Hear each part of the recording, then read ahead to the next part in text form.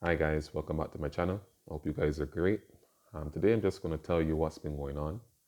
I have some great news, and this is pretty much the last couple of weeks to months left here in the island of Jamaica, as I have actually initiated the process of leaving.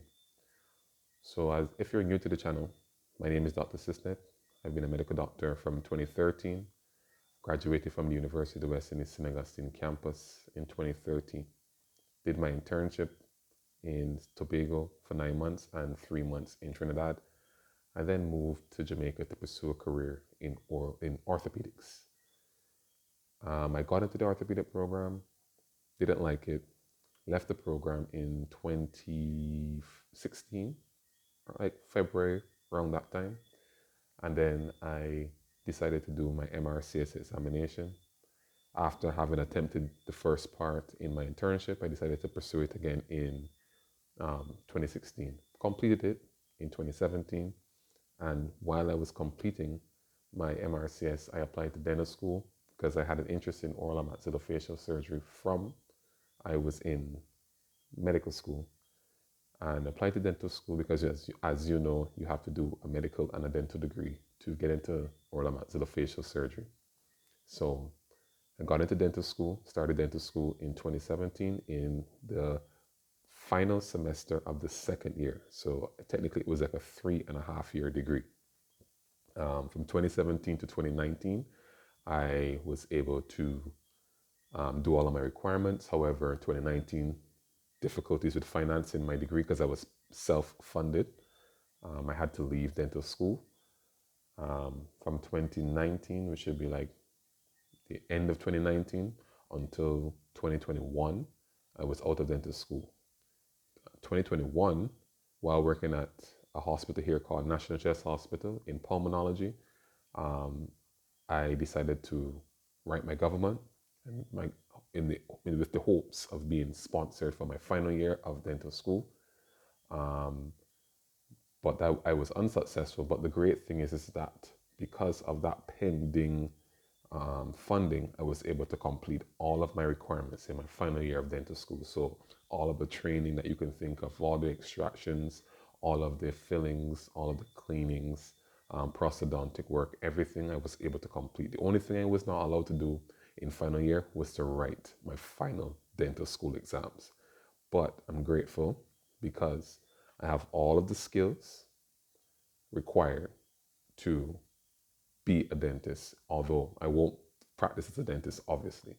But I got great training and I took advantage, like great advantage of my final year of dental school. And I did everything. Like if they gave me 5 cleanings to do, I made sure I did quite a bit more than that. Extractions, I filled up my quota significantly to the point where like it just became second nature. Same thing with root canals. I did the difficult ones like the molars, prosthodontic work. I did all my quote. I did partial dentures, full dentures, you name it. Crowns, I did those as well too. Like I made sure I immersed myself in dental practice to ensure that I got all the skills necessary while still studying, while still working. So that's 2021 to 2022. Completed that. Was not awarded the degree yet. However, the plan is to come back into the island at the end of everything, write my boards, and be awarded my degree at some point, hopefully next year. That's the goal. But technically, I finished, I've achieved 95% of what I wanted to achieve while here in Jamaica. So I'm very proud of that. I'm self funded. So I was basically me scraping to find every penny to pay for school. And I'm so proud of that. I mean, I might not have finished, but I'm just like there's so many things that happen that could have made things easier, but they didn't happen. And I just want to thank my mom. My mom was really, really, really critical in not only motivating me, she's been my biggest support. She helped me as well too. And like without her, none of this would have been possible. And that's just facts. My mom, without her, none of this. Big up Thelma. So I've achieved 95% of what I wanted to do. And something happened in September here that just made me say, you know what, it's time to leave. And I initiated for those of you who were here for the GMC advice, I'm going to start that just now because I had to reread all of the GMC requirements, and I just started gathering my documents to ensure that I had everything before I opened the portal to start my GMC registration. So September, something happened here that kind of put my safety and the safety of my family and kids in perspective. And I was just like, you know what? It's time. It's time to leave. And I decided to go to the GMC website. I read through all of the requirements. So the GMC has some requirements that you need to fulfill you should fulfill before you even initiate the process. So the first thing is to have your qualifications or certifications ECFMG certified. You have to open an Epic portal, and the Epic portal you have to pay money. So you have to pay something like 60 quid or 60 pounds, 60 US dollars to open. And then to even process your documents is something like $130 maximum for each document. So I paid $130 for my certification this includes a courier fee for my certification of my MBBS degree diploma. And then now, when you're actually doing GMC registration, if you're doing from a primary medical qualification or acceptable postgraduate medical qualification, you cannot even use your certificate anymore. You have to write the Royal College for the Royal College to send you a letter showing when you started your Royal College journey and when you ended it. And you have to send that letter to the ECFMG for them to then use that letter, not your certificate. So your letter has to be sent to them. They certify the letter, and then they send that directly to the GMC using your reference number from the GMC, which you would have gotten once you open the GMC portal or GMC account. And I had mine for a long time, so I had to open that for a long time, pretty much a long time ago. So once you use that, the certification is directly sent to the GMC. So that's the process that I've done, and that took maybe like, because it has some issues with how the image looked. Because when you take the picture of the primary medical qualification, sometimes the image is too blurry, sometimes it's this. So then you have to do that aspect of it. And then afterwards, you have to make an appointment with a notary via Notary Cam for them to come on and then even further certify the documents. So in all, that process took something like 6 weeks. So you have to open an Epic portal, upload your documents. When you upload your documents, then they have to certify them there. They give you a sheet. You have to download this particular sheet and not upload it, but keep that sheet to then be used when you're using the Notary Cam. The Notary Cam is a kind of an online notary that is then to say, well, you come and you show your passport to show them that you are who you are. That's the first process. After that, then they will say, okay, you are now allowed to upload your documents to then be certified. So the first process is them certifying that you are who you are using a document that is like a passport most times, a passport, and you show your biometric page, and you show them that. And when you show them that on the Notary Cam, then is when they give you approval to then allow you to upload your documents.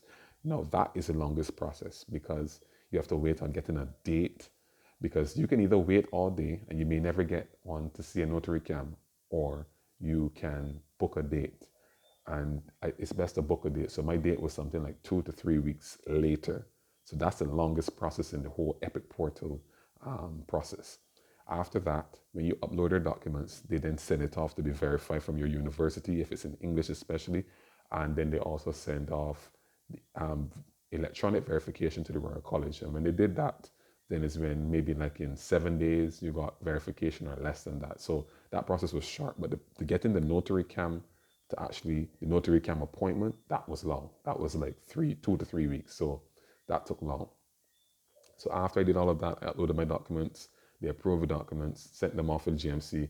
I then went and got my letter of good standing from the medical board here in Jamaica. I made sure I got that early because um, that lasts 3 months, but you want to get those documents. I went and got all of my letters from previous employment agencies that I was employed at. I was employed at University Hospital and a few other places, and I was self-employed too. While I went and got letters from the University of West Indies too, because um, they want to know, which should be General Medical Council wants to know what you've been up to in the last 5 years.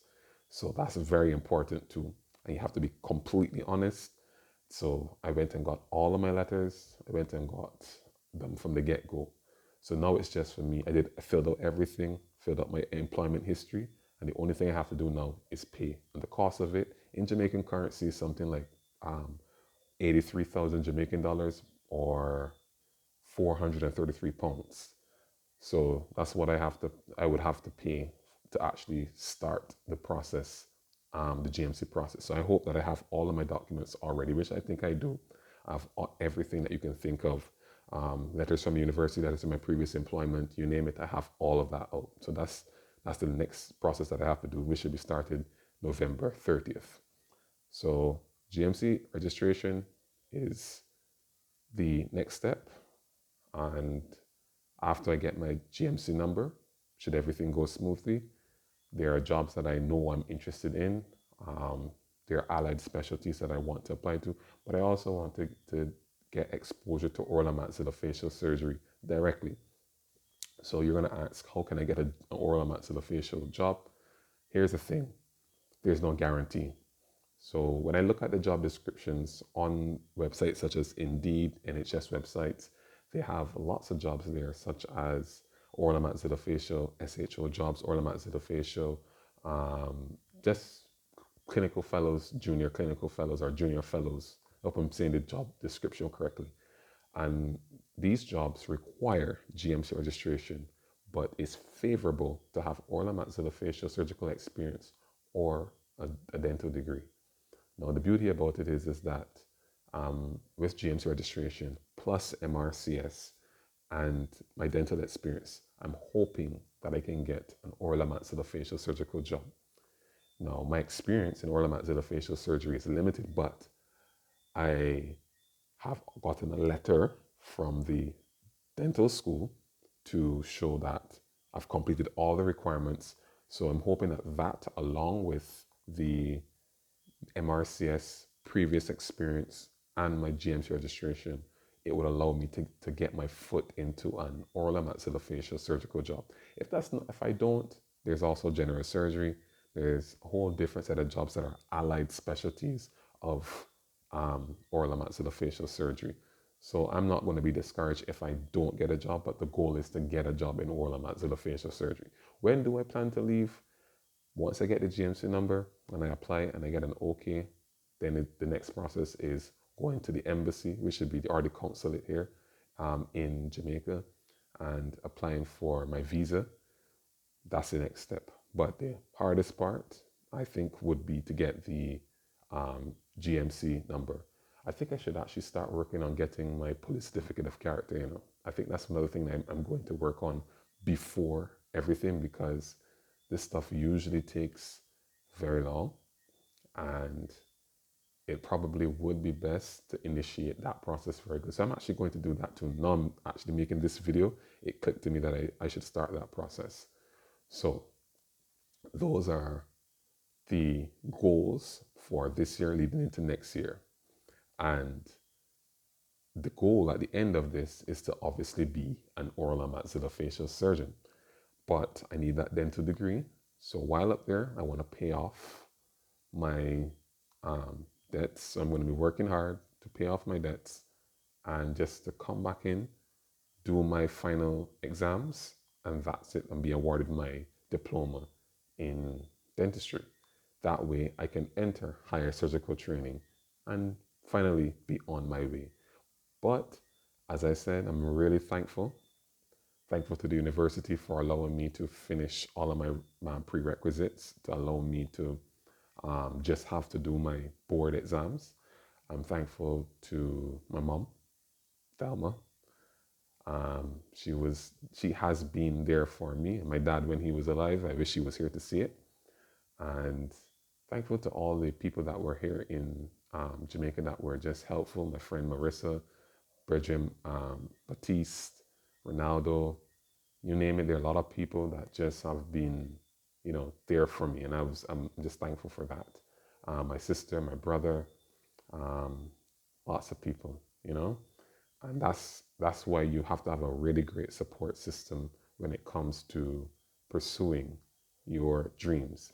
Because let me tell you, this has not been easy, and I know the reward.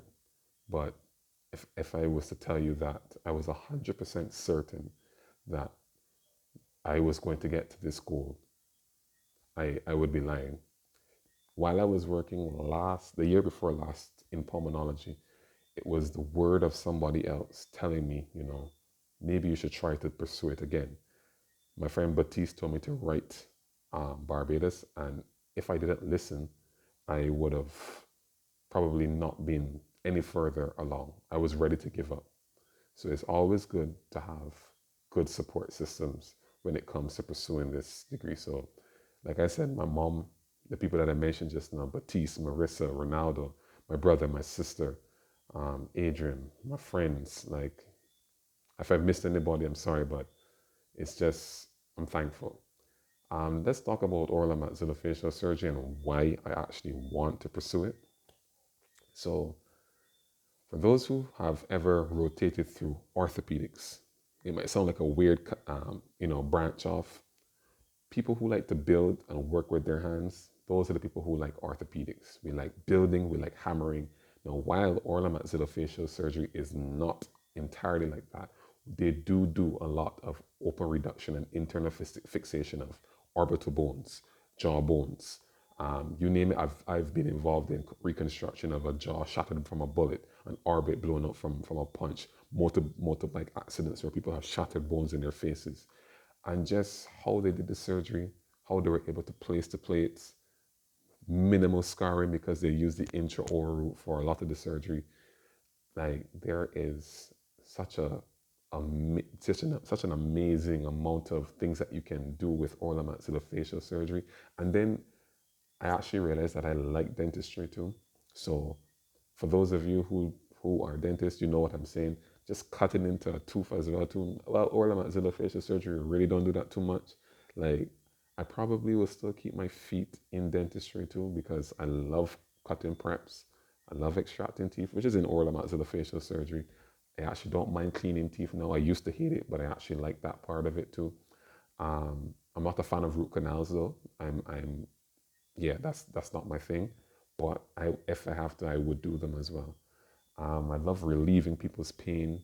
I love just seeing the results after you do a surgery, especially since it's reconstructive surgery. Like you can really change a person's life with oral and maxillofacial surgery. With all surgeries, yes, and all medical specialties, yes.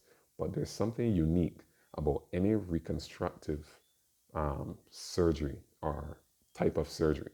And it's procedure that allows you to walk again, chew again, look normal again, or look as close to normal as normal again. Like plastic surgery, oral and maxillofacial surgery, orthopedics, like those specialties are unique in that sense. I'll even include bariatric surgery in there because bariatric surgery gets you to lose weight and be able to be more mobile. I love procedures like that where I get a lot of satisfaction from seeing, my results walking towards me, as opposed to when you cut open a person's abdomen, you fix something, and you have only thing that you can see is that the scar is there. It sounds bad, but that's just my opinion on it. I love it. I love oral and maxillofacial surgery. Thankful for the support. If you like what you see on the channel, I'm going to try to post more often. I'm going to try to post weekly to show y'all, how the transition is going to occur.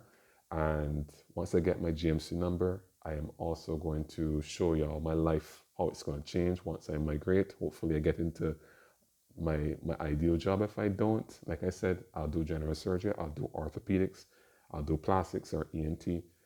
I just need to make sure that I'm working on my portfolio as soon as I get in. And then we're also going to talk about the MSRA exam as well. Not the MRCS, I think it's the MSRA exam, which is an exam required for core surgical training. So we have a lot to talk about. Thanks for subscribing. If you haven't subscribed yet, please like and subscribe to this video. Later, guys.